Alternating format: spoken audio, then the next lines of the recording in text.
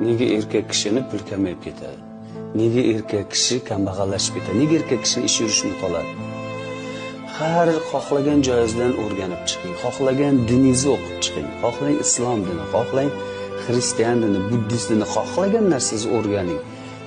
Psixologiyani o'rganing. Xohlasangiz falsafa, xohlasangiz odamlar, xohlasangiz aqlli odam. Kimdan qanday o'rganmang, bitta ko'rsatkich bor. Erkak kishini pulini kamayib ketishini, erkak kishining barakasini yo'qolib ketishini bitta tarafi, bitta eng kuchli tarafi bu erkak kishini ayolini yig'lashi bo'ladi.